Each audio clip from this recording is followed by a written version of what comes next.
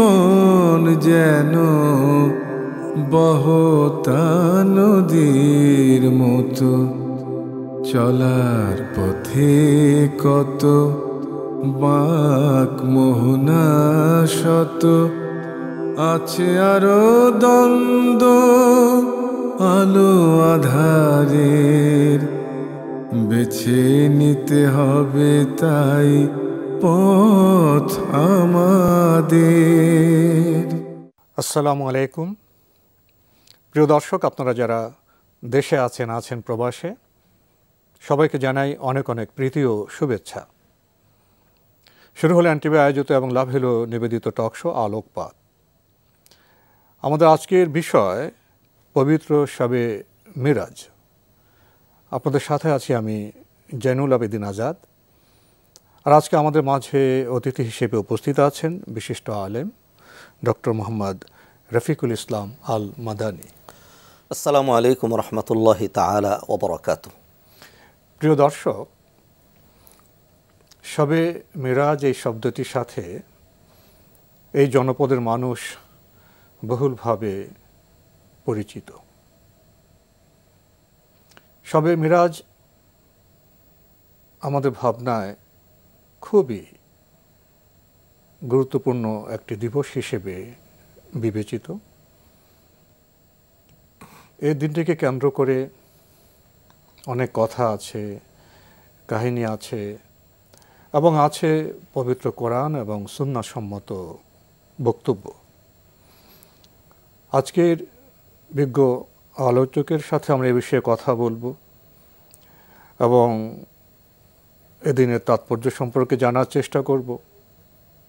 শুরুতেই ডক্টর মোহাম্মদ রফিকুল ইসলাম আল মাদানী, আপনার কাছে জানতে চাইব এই শবে মিরাজ এটা কখন এবং এর প্রেক্ষাপটটা কেমন ছিল? শবে মেয়ারাজ অথবা মেয়ারাজের যে ঐতিহাসিক ঘটনা, এটা নবী মুহাম্মদ রাসূলুল্লাহ সাল্লাল্লাহু আলাইহি সাল্লামের জন্য একটি কিয়ামত পর্যন্ত একটি চ্যালেঞ্জ এবং মুজিজা। আল্লাহ সুবহানাহু ওয়া তাআলা সকল নবীদেরকে মুজিজা দিয়ে সাহায্য করেন। নবী মুহাম্মদ রাসূলুল্লাহ সাল্লাল্লাহু আলাইহি সাল্লাম তিনি যেহেতু সর্বশেষ নবী, এই জন্য তাকে এমন কিছু মুজিজা দিয়েছেন, কিয়ামত পর্যন্ত সায়েন্স টেকনোলজি ইত্যাদি যতই ডেভেলপ করুক না কেন, তখনও যেন নবীজি সাল্লাল্লাহু আলাইহি সাল্লামের মুজিজা হয়েই থাকে, চ্যালেঞ্জ হয়েই থাকে। এই জন্য আল্লাহ সুবহানাহু ওয়া তাআলা তাকে মেয়ারাজ উপহার দিলেন। আর সেটি হলো, আমরা আধুনিক বিশ্বে বর্তমান যদি আমরা তাকাই, তাহলে দেখব যারাই নাকি এখন মানে নেতৃত্বের শীর্ষে রয়েছে, তাদের গবেষণার মেইন কেন্দ্রবিন্দু হলো স্পেস নিয়ে, মহাশূন্য, জ্যোতির্বিজ্ঞান নিয়ে। তা আল্লাহ সুবহানাহু ওয়া তাআলা এই মেয়ারাজে নবীজি সাল্লাল্লাহু আলাইহি সাল্লামকে আজ থেকে ১৫০০ বছর পূর্বে এত উপরে নিয়ে গিয়েছেন যে বিজ্ঞান যতই চেষ্টা করুক না কেন, কিয়ামত পর্যন্ত সেই পর্যন্ত তাদের পক্ষে যাওয়া সম্ভব নয়। বিজ্ঞানের গবেষণা তো প্রথম আকাশ পর্যন্ত। জি। আর নবী সাল্লাল্লাহু আলাইহি ওয়াসাল্লাম তো একের পর এক আকাশ অতিক্রম করেছেন, দুয়ার খুলেছে, অনেক কথা। জি। নবী মুহাম্মদ রাসূলুল্লাহ সাল্লাল্লাহু আলাইহি সাল্লাম মেয়ারাজের ঘটনাটা ঘটেছে হয়তো নবুয়তের ১০ম বৎসরে অথবা ১১তম বৎসরে। এটি নিয়ে ওলামাদের বিভিন্ন বক্তব্য আছে। আর তারিখ হিসাবে এটিকে অধিকাংশ ওলামা একরাম যেটি বলেছেন সেটা হলো ২৭ তারিখ রাত্রে, অর্থাৎ ২৬ তারিখ দিবাগত রাত, ২৬শে রজব দিবাগত রাত। জি, যেটা আমাদের দেশে প্রচলিত। জি, ২৭তম রাত্রি। আমাদের দেশে না শুধু, এটি সারা বিশ্বেই এটি প্রধান মত। তো নবী মুহাম্মদ রাসূলুল্লাহ সাল্লাল্লাহু আলাইহি সাল্লামের এই মেয়ারাজের যে প্রেক্ষাপট ছিল, এখানে তিনটা বিষয় আমি উল্লেখ করব। এক নাম্বার, নবী মুহাম্মদ রাসূলুল্লাহ সাল্লাল্লাহু আলাইহি সাল্লামের শুধুমাত্র সহধর্মিণী ছিলেন না খাদিজা রাদিয়াল্লাহু তাআলা আনহা। তিনি ছিলেন নবীজি সাল্লাল্লাহু আলাইহি সাল্লাম যখন নিজে হাঁপিয়ে পড়তেন তখন যিনি সান্ত্বনা দিতেন, নবীজি যখন ভেঙে পড়তেন তখন তিনি তাকে সোজা করে ধরে রাখতেন। এমন একজন ব্যক্তিত্ব তিনি হলেন আমাদের মা খাদিজা রাদিয়াল্লাহু তাআলা আনহা, রাসূল সাল্লাল্লাহু আলাইহি ওয়াসাল্লামের বোধহয় শ্রেষ্ঠ বন্ধু। জি। নবীজি সাল্লাল্লাহু আলাইহি সাল্লাম যখন জিবরাইল প্রথম যখন আলিঙ্গন করে ইকরা বিসমি রাব্বিকাল্লাযী ৫ আয়াত নাজিল করলেন, গায়ে যখন জ্বর চলে আসলো, নবী যখন কাঁপতে শুরু করলেন, তখন গিয়ে বললেন যে আমাকে কম্বল দিয়ে জড়িয়ে ধরো, আমি হয়তো আর বাঁচব না, মরেই যাব। তখন তিনি বলেছিলেন, কাল্লা ওয়াল্লাহি লা ইউখজিকাল্লাহু আবাদা, কোশ্চিন কালেও না, আপনার মতো মানুষ কি হয়? আত্মীয়তা সম্পর্ক তো আপনি বুঝিয়ে রাখেন, মানবতার সেবায় তো আপনিই সবার আগে, আল্লাহ আপনার এমনটি করবেন না। এরপরে তিনি কিন্তু তার চাচাতো ভাইয়ের কাছে নিয়ে যান এবং সেখানে তিনি যে ব্যাখ্যা করেন এর মাধ্যমে আমরা যেটি দেখতে পাচ্ছি সেটি হলো খাদিজা রাদিয়াল্লাহু তাআলা আনহাকে নবীজি সাল্লাল্লাহু আলাইহি ওয়াসাল্লামের আপনি যেমন বন্ধু বলেছেন, সেইখানে যদি একজন মানে গুরুত্বপূর্ণ একজন সহযোগী বা পরামর্শদাতা বলেন, তবু অত্যুক্তি হবে না। খাদিজা রাদিয়াল্লাহু তাআলা যখন দুনিয়া থেকে চলে গেলেন, নবীজি সাল্লাল্লাহু আলাইহি ওয়াসাল্লাম ভেঙে পড়লেন। আর দ্বিতীয় পৃষ্ঠপোষক যিনি ছিলেন তিনি নবীজি সাল্লাল্লাহু আলাইহি ওয়াসাল্লামের আপন চাচা আবু তালেব। একই বছর তিনিও ইন্তেকাল করলেন। এই দুইজন মেরাজে যাওয়ার আগের একটা প্রেক্ষাপট, মেরাজে যাওয়ার আগের প্রেক্ষাপট, তখনকার ওনার যে পারিবারিক, মানসিক এবং সামাজিক কেন আল্লাহ সুবহানাহু ওয়া তাআলা তাকে মেরাজে নিয়ে গেলেন, এই প্রেক্ষাপটটা বলছে। দ্বিতীয়ত আবু তালেব তিনি যখন ইন্তেকাল করলেন, তিনি কাফের ছিলেন বটে, কিন্তু যতদিন তিনি ছিলেন কাফেররা কিন্তু নবীজির উপর কোনো রকম আক্রমণ করতে পারেনি। এই দুইজন যখন ইন্তেকাল করলেন, নবীজি সাল্লাল্লাহু আলাইহি ওয়াসাল্লাম ওই বছরটাকে নাম দিলেন আমুল হুজুন, দুশ্চিন্তা, কষ্ট, দুর্ভাগ্যের অথবা এই ধরনের কষ্টের বছর এটি তিনি নাম দিলেন। না আপনজনরা জি চলে গেলেন। এরপর 3 নম্বর যে কথাটি বলবো সেটি হলো নবীজি সাল্লাল্লাহু আলাইহি ওয়াসাল্লাম বুক ভরা আশা নিয়ে মক্কা যখন খুব বেশি কাজ হচ্ছিল না, তিনি তায়েফে গেলেন। সেখানে তার দাওয়াত তো তারা গ্রহণ করলই না, বরং প্রস্তরাঘাতে তাকে ক্ষতবিক্ষত করে দিল। নবীজি সাল্লাল্লাহু আলাইহি ওয়াসাল্লাম একটু টেনশনে পড়ে গেলেন। আল্লাহ সুবহানাহু ওয়া তাআলা মেরাজ উপহার দিয়ে তিনি দেখিয়ে দিলেন যে কাছে ডেকে নিয়ে যে আপনার ঘাবড়িয়ে যাওয়ার, আপনার হারানোর হতাশ হওয়ার কিচ্ছু নেই। আপনার পৃষ্ঠপোষকতা, আপনার পিছনে যিনি আছেন তিনি হলেন আল্লাহ সুবহানাহু ওয়া তাআলা। এরপর আল্লাহ সুবহানাহু ওয়া তাআলা নবীজিকে নিয়ে ঊর্ধ্ব গগনে ভ্রমণ করিয়ে বহুত কিছু দেখালেন। প্রথমে ইসরা তারপরে মেরাজ। জি, তো নবীজি সাল্লাল্লাহু আলাইহি ওয়াসাল্লাম এখানে দুটো ঘটনা যেমন আপনি বলেছেন। একটি হলো ইসরা মানে রাতের আধারে ভ্রমণ করা। রাতের আধারে ঘটনাটি রাত্রেই ঘটেছিল, একই রাতে জি, মক্কা থেকে বাইতুল মুকাদ্দাস পর্যন্ত এই ভূমিতেই যে ভ্রমণটি হয়েছে এটি হলো ইসরা। আর বাইতুল মুকাদ্দাস থেকে ঊর্ধ্ব গগনে যে ভ্রমণটি হয়েছে এটি হলো মেরাজ। কোরআনে আল্লাহ সুবহানাহু ওয়া তাআলা ইসরার কথাটা স্পষ্ট করে একটি সূরার নাম দিয়েছেন, সূরাতুল ইসরা 15 পারায়। এখানে স্পষ্ট ইসরার কথা বলেছেন, সুবহানাল্লাযী আসরা বিআবদিহি লাইলাম মিনাল মাসজিদিল হারাম।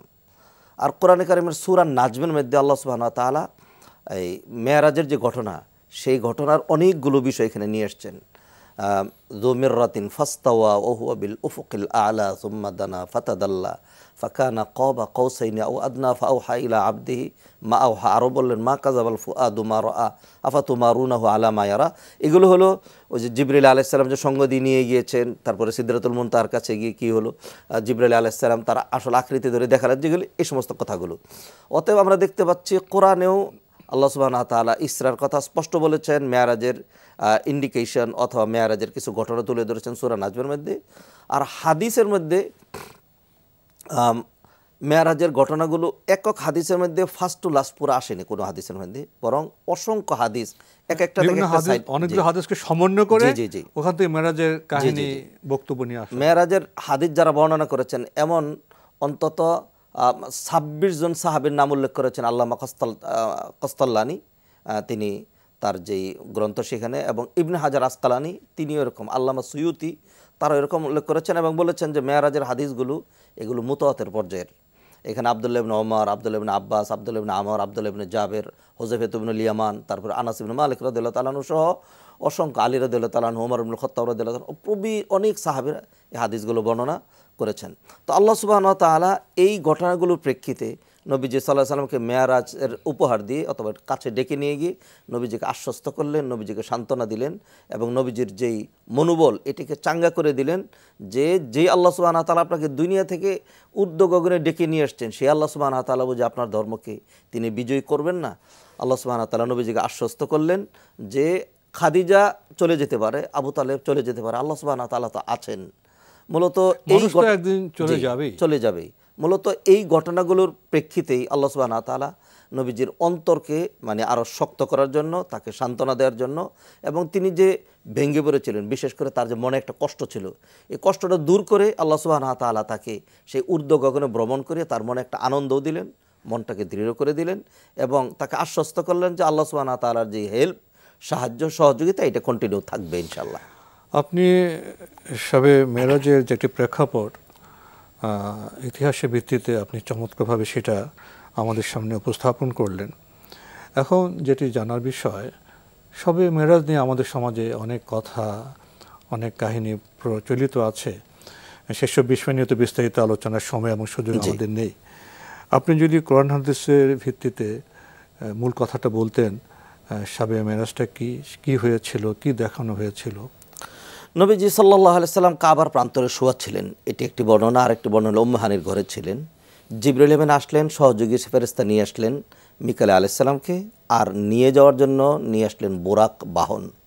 এসে নবীজি সাল্লাল্লাহু আলাইহি সাল্লামের বুড়ো আঙ্গুলে তিনি নাড়া দিলেন, বাহিরে আসতে বললেন। তারপরে নবীজি সাল্লাল্লাহু আলাইহি সাল্লামকে নেওয়ার আগে পূর্ব প্রস্তুতিমূলক আরেকবার তার সাক্ষ্য সদর, তার বক্ষ বিদীর্ণ করে মানবীয় দুর্বলতাগুলো বের করে এরপরে তিনি বললেন ইতিনি বিতস্তিমিন মা ইজমজম। মিকাইলকে বললেন যে এক তস্তরি জমজমের পানি নিয়ে আসো। এগুলো ধুইলেন, ধুয়ে এরপরে ইমান, হেলম, ইয়াকিন এগুলি দিয়ে আবার পরিপূর্ণ করে দিয়ে বললেন যে আপনাকে বহু দূরে যেতে হবে, অনেক ভয়ঙ্কর বিষয় সামনে পড়বে, মানবীয় দুর্বলতা যেন না বিশাল অভিযাত্রা। জি, অনেক। ওনাকে সেভাবে প্রস্তুত করে নিলেন। এরপরে যে আপনার বক্ষবিদীর্ণ ঘটনা তো শৈশবে একবার হয়েছে, এটা আরেকবার, দ্বিতীয়বার। জি, নবী সাল্লাল্লাহু আলাইহি ওয়াসাল্লামকে যে একটি বিশাল অভিযাত্রা, ঊর্ধ্বে গমন, সেখানে যাওয়ার জন্য তো একটি প্রস্তুতি প্রয়োজন। জি, আমরা বর্তমান সময় লক্ষ্য করি যখন নভোযাত্রীরা আকাশে ভ্রমণ করবেন, কত কিছু পরিয়ে সাজিয়ে ওই পরিবেশের সাথে যেন সামঞ্জস্য রাখতে পারে, টিকে থাকতে পারে একটা আয়োজন। এখন আমরা অন্যরকম একটা আয়োজন লক্ষ্য করলাম। জি, জিবরাইল আমিন বোরাক নিয়ে আসলেন, নবীজি সাল্লাল্লাহু আলাইহি সাল্লামকে বোরাকে উঠাইলেন। হাদিসে নবীজি সাল্লাল্লাহু আলাইহি সাল্লাম বলছেন, এই বোরাকের বর্ণনা দিয়েছেন এটি কীরকম, সময়ের কারণে সেদিকে আমরা যাচ্ছি না। তিনি বললেন যে এর দৃষ্টিটা এত দূরে পড়ে, যেখানে তার দৃষ্টি পড়ে সেখানে তার মানে তার পদযাত্রা দৃষ্টি পড়ার সাথে সাথে তার পাশে এখানে চলে যায়, এত দ্রুত। তো আমরা তো আকাশের দিকে তাকালে প্রথম আকাশটা আমরা দেখে ফেলি। তো আমাদের দৃষ্টি এবং অন্যান্য প্রাণীর দৃষ্টির মধ্যে কিন্তু পার্থক্য আছে। লাইট বন্ধ করে দিলে আমরা দেখি না, নিশাচর প্রাণীগুলো দেখে। তো নিশ্চয়ই বুরাকের দৃষ্টি আরও প্রখর ছিল, অন্যরকম। নতুবা জিবরিলের সাথে তো সে চলতে পারতো না। এবং একই রাতে নবীজিকে সিদরাতুল মুনতাহা পর্যন্ত নিয়ে যাওয়া, আবার ফিরিয়ে নিয়ে আসা, মানে আকাশের পর আকাশে ঊর্ধ্বগমন। প্রথম যাত্রা করলেন বাইতুল মুকাদ্দাস পর্যন্ত। সেখানে আল্লাহ সুবহানাহু ওয়া তাআলা সকল নবীদেরকে হাজির করে দিলেন। নবীজি সাল্লাল্লাহু আলাইহি সাল্লামের জন্য মেহমানদারি পেশ করা হলো। নবীজি সাল্লাল্লাহু আলাইহি সাল্লাম দুধটা গ্রহণ করলেন। আল্লাহ সুবহানাহু ওয়া তাআলা বলেন আসবতাল ফিতরাহ, আপনি আপনার যেই সুন্দর স্বভাব সেটির পরিচয় দিয়েছেন। এরপরে নবীজি সাল্লাল্লাহু আলাইহি সাল্লামকে সবাই ইমাম বানালো, এই জন্য তিনি ইমামুল মুরসালিন। সকল নবীদের সামনে তিনি দাঁড়িয়ে 2 রাকাত সালাত আদায় করলেন। এবার এখান থেকে ঊর্ধ্বগগনে যাত্রা শুরু হলো। যাত্রাপথে অনেকগুলো নিদর্শন দেখলেন। প্রথম আকাশে গিয়ে জিবরাইল আলাইহিস সালাম নক করলেন, জিজ্ঞাসা করা হলো কে? বললো যে আমি জিবরাইল। সাথে কেউ আছে? বললো যে হ্যাঁ, নবী মুহাম্মদ। তাকে কি নিয়ে আসার কথা বলা হয়েছে? হ্যাঁ, বুরাক নিয়ে এসছি, তাকে আল্লাহ দাওয়াত দিয়েছেন। খুলে দেওয়া হলো। প্রথম আকাশেই দেখা হলো আদম আলাইহিস সালামের সাথে। নবীজি সাল্লাল্লাহু আলাইহি সাল্লাম সালাম দিলেন। আদম আলাইহিস সালাম উত্তর দিয়ে তাকে মারহাবান বললেন এবং বললেন যে আমার নেককার সন্তান, তিনি সন্তান হিসেবে সম্বোধন করলেন। দ্বিতীয় আকাশে গিয়ে দেখা হলো ঈসা আলাইহিস সালাম এবং ইয়াহইয়া আলাইহিস সালাম, এই দুইজনের সাথে। তৃতীয় আকাশে দেখা হলো ইউসুফ আলাইহিস সালামের সাথে। চতুর্থ আকাশে ইদ্রিস আলাইহিস সালামের সাথে। এবং পঞ্চম আকাশে সাক্ষাৎ হলো হারুন আলাইহিস সালামের সাথে। ষষ্ঠ আকাশে ছিলেন মুসা আলাইহিস সালাম। আর সর্বশেষ আকাশে ইব্রাহিম আলাইহিস সালাম। সবার সাথেই তিনি সালাম দিলেন। আর তারা বাকিরা বললেন যে আমার নেককার ভাই এসছেন, স্বাগতম জানাচ্ছি। ইব্রাহিম আলাইহিস সালাম আবার তাকে আবার সন্তান বললেন, যেহেতু তিনি আমাদের পিতা। এরপরে আরও গেলেন একেবারে ইন্দা সিদরাতুল মুনতাহা, ইন্দা জান্নাতুল মাওয়া। সিদরাতুল মুনতাহার কাছে নিয়ে গিয়ে জিবরাইল আলাইহিস সালাম বললেন যে এই হলো বর্ডার এলাকা, এরপরে কিন্তু আমাদের যাওয়ার আর কোনো পারমিশন নেই। আল্লাহর পক্ষ থেকে যেই মানে বিধিবিধান ফরমান যা আসে এখানে চলে আসে, এখান থেকে আমরা নিয়ে যাই, আর আমরা এখানে এনে ছেড়ে দেই। এইখান থেকে বাকিটুকুন আল্লাহ সুবহানাহু ওয়া তাআলা তার বিশেষ ব্যবস্থাপনায় নিয়ে যান। ওখান পর্যন্ত তাদের সীমাবদ্ধতা। জি। এরপরে জিবরাইল আলাইহিস সালাম বললেন যে দেখেন, আমি তো আপনার কাছে আপনার ঘরে যখন যাই, ছোট্ট জায়গা, আমার আকৃতিটা দেখাতে পারি না। মানুষের আকৃতি ধরে অথবা যে কোনো আকৃতি ধরে সেখানে ঢুকি। আসলে আমি জিবরিল কেমন? আল্লাহ তো আমাকে শাদীদুল কুওয়া বলেছেন, প্রচণ্ড শক্তিধর। আপনি আমাকে একটু দেখেন। এবং নবীজি তখন ভয় পাবেন না, এবং বিশাল বড় একটা ময়দান পেলেন, যে ময়দানটা এই পৃথিবীর চাইতে লক্ষ লক্ষ কোটি কোটি কোটি কোটি বিলিয়ন, যে কত বড় এটি কল্পনা করা, ক্যালকুলেশন করা আমাদের পক্ষে সম্ভব নয়। জিবরিল আমিন তখন তার 600 পাখা ছড়িয়ে দিয়ে একেবারে ওয়াকাত সাদ্দাল উফুক, দিক দিগন্ত ডেকে ফেললেন। নবীজি সাল্লাল্লাহু আলাইহি সাল্লাম দেখলেন এই জিবরাইল, ইনি আমাকে এভাবে নিয়ে এসছেন, ইনি আমাকে আলিঙ্গন করেছিলেন, ইনি আমার কাছে বারবার আসা যাওয়া করে। এরপরে সেখানে তাকে মানে সাংস্কৃতিক অনুষ্ঠান দেখানো হলো, সেখানে তাকে আলোকসজ্জার মানে স্বাগতম জানানো হলো। সেখানে একটা বড়ই গাছ আছে, সিদরাতুল মুনতাহা বলা হয়, সেটা আসলে আমাদের পৃথিবীর মতো নয়, আমাদের অভিজ্ঞতাগুলো ধারণ করা যাবে না। তো সেইখানে নবীজি সাল্লাল্লাহু আলাইহি ওয়াসাল্লাম দেখলেন যে এক একটা পাতার মধ্যে স্বর্ণের মানে প্রজাপতি এগুলি বসে আছে, আর আলোক ছটা, এক এক পাতার মধ্যে এক এক রকম আলোর এরকম খেলা হচ্ছিল। এইভাবে নবীজি সাল্লাল্লাহু আলাইহি ওয়াসাল্লামকে স্বাগতম জানানো হলো। নবীজি সাল্লাল্লাহু আলাইহি ওয়াসাল্লামকে এই ভ্রমণে জিবরাইল আলাইহিস সালাম ঘুরিয়ে ঘুরিয়ে আর তাকে আরও অনেক নিদর্শন দেখালেন।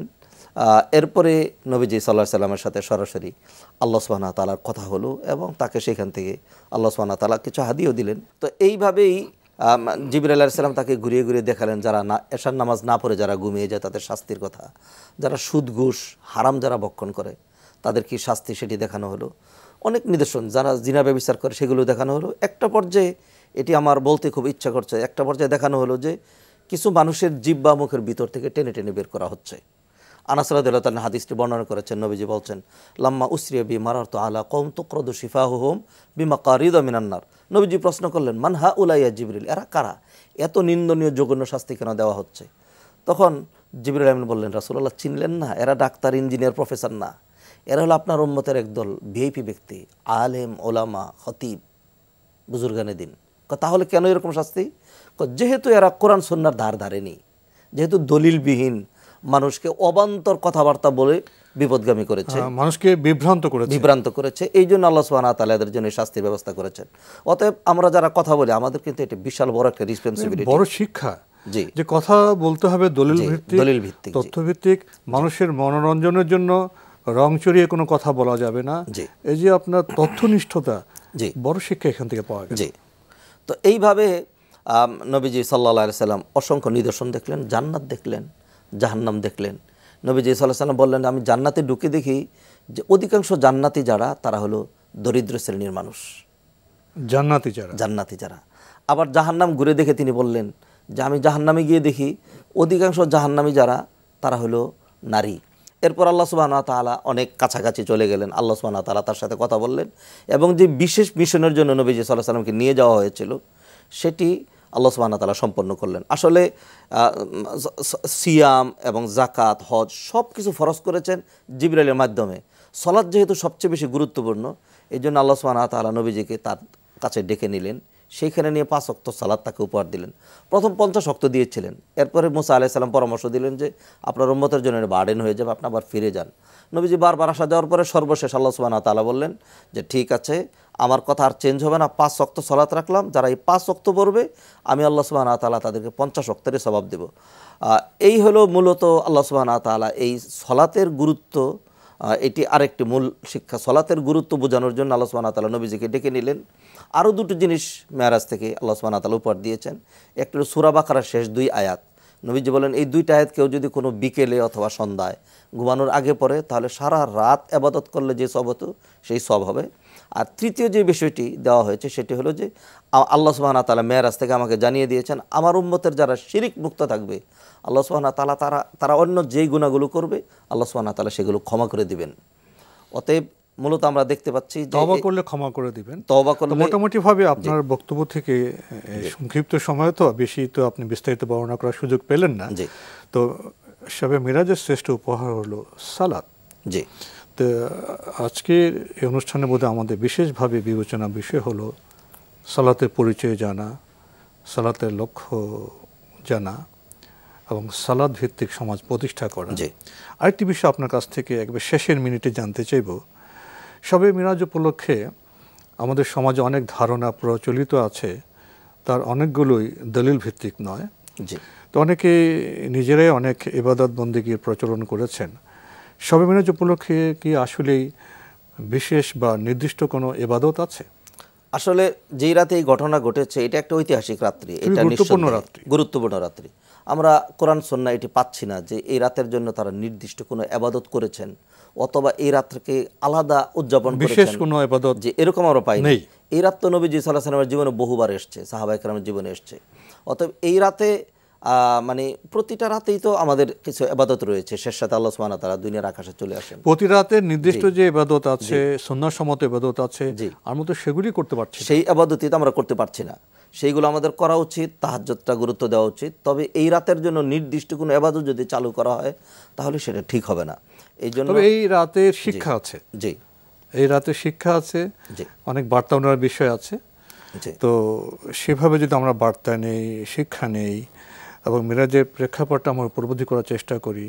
আরেকটি বিষয় আপনি খুব স্পষ্ট করে বলেছেন যে যারা আলেম, যারা স্কলার, তাদের দলিল ভিত্তিক কথা বলতে হবে, মানুষের মনোরঞ্জনের জন্য কোনো কথা বলা যাবে না, তাহলে বিশাল শাস্তি অপেক্ষা করবে। তাহলে এখানে যারা জ্ঞানের চর্চা করবেন, জ্ঞানের প্রচারক হবেন, তাবলীগ করবেন, তারা যেন শুদ্ধ জ্ঞান, দলিল ভিত্তিক জ্ঞানের চর্চা করেন, সে বিষয়টা আমরা জেনে গেলাম। আর অনেক বিষয় ছিল জানার, কিন্তু সময়ের কারণে এখানে শেষ করতে হচ্ছে। ডক্টর মোহাম্মদ রফিকুল ইসলাম আল মাদানী, আপনি কষ্ট করে আমাদের স্টুডিওতে এসেছেন, সময় দিয়েছেন, সেজন্য আপনাকে অনেক ধন্যবাদ। আপনাকে ধন্যবাদ। এনটিভি পরিবার সকল দর্শক শ্রোতাদেরকে আমার পক্ষ থেকে অনেক ধন্যবাদ। প্রিয় দর্শক, আমরা দেখছিলাম এনটিভি আয়োজিত এবং লাভিলো নিবেদিত টক শো আলোকপাত। আমাদের আজকের বিষয় ছিল পবিত্র শবে মিরাজ। সংক্ষিপ্ত সময়ে আমরা শবে মিরাজের প্রেক্ষাপট সম্পর্কে জানলাম। রাসূল সাল্লাল্লাহু আলাইহি ওয়াসাল্লামের জীবনের বিশেষ একটি সময়, ক্ষণ, মানসিক অবস্থায় শবে মিরাজ সংঘটিত হয়েছে। সেখানে কিছু দেখার বিষয় ছিল, জানার বিষয় ছিল, শিক্ষার বিষয় ছিল। আর আমরা এটা জানলাম শবে মিরাজের শ্রেষ্ঠ উপহার হলো সালাত। সালাত, আসুন আমরা সালাতকে জানি, সালাতের লক্ষ্য সম্পর্কে উপলব্ধি করি এবং অন্যায় এবং অশ্লীল কাজ থেকে বিরত থেকে সালাতের লক্ষ্যে পৌঁছি। এবং শবে মিরাজে মন গড়া কোনো ইবাদত নেই, সুন্নাহসম্মত যে ইবাদত আমরা সেগুলি করব। আসুন শবে মিরাজের ঘটনা প্রবাহ থেকে আমরা শিক্ষা নিই এবং তথ্যভিত্তিক জ্ঞানের মাধ্যমে এই দিনকে আমরা, এই রাতকে আমরা গুরুত্ব দিই। প্রিয় দর্শক, মহান আল্লাহ আমাদের সবাইকে নিরাপদে রাখুন, রাখুন শান্তিতে। আসসালামু আলাইকুম। চলার পথে কত বাঁক মোহনা শত, আছে আরো দ্বন্দ্ব আলো আধারের, বেছে নিতে হবে তাই পথ আমাদের।